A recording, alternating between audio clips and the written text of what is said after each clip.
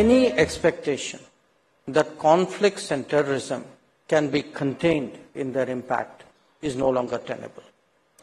A big part of this is clearly economic, but do not underestimate the danger of metastasis when it comes to radicalism and extremism.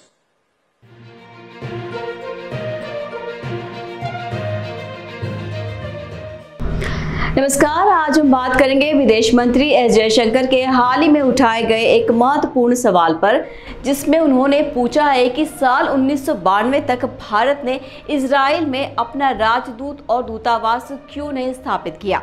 इस सवाल से भारतीय विदेश नीति के बारे में एक गहरी बहस शुरू कर दी है। तो चलिए इस विषय पर और अधिक विस्तार से जानते हैं। आप देख रहे हैं एयर न्यूज़।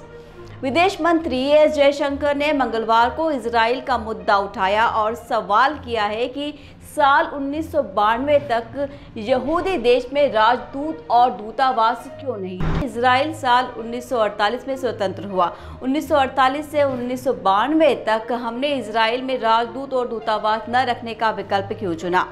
साल 1992 से हमारा दूतावास था। 1992 से साल 2017 तक जब पीएम मोदी इजराइल गए, भारत का कोई भी पीएम कभी इजराइल नहीं गया। मंत्री ने आगे कहा, इसके बारे में सोचें और फिर मुझे बताएं कि आस्था का हमारी नीति पर कोई प्रभाव नहीं पड़ता है। ये क्या है? क्या ये वोट बैंक नहीं है?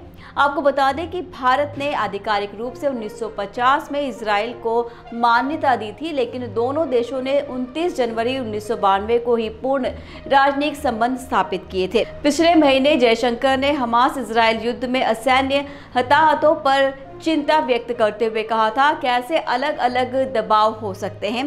एक और 7 अक्टूबर को हुआ जो आतंकवाद था, वहीं दूसरी ओर कोई भी निर्दोष नागरिक की मौत को बर्दाश्त नहीं करेगा।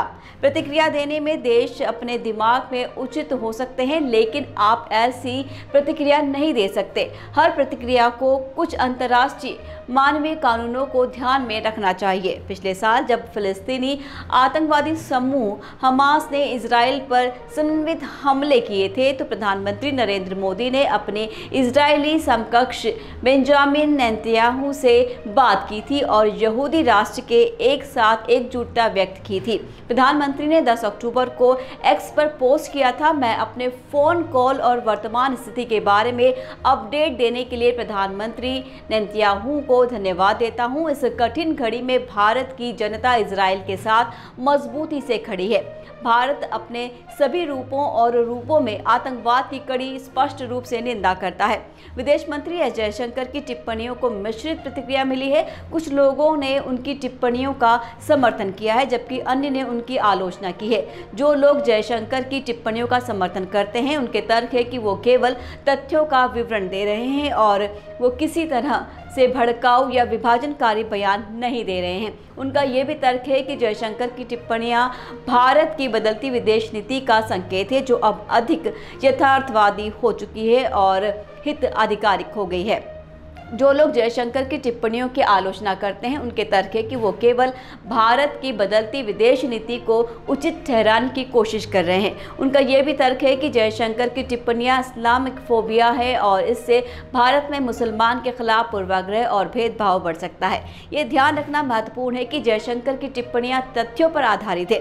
भारत ने 1950 में इजराइल को आधिकारिक रूप से मान्यता दी थी, लेकिन दोनों देशों ने 29 जनवरी 1992 को ही पूर्ण राजनयिक संबंध स्थापित किए थे।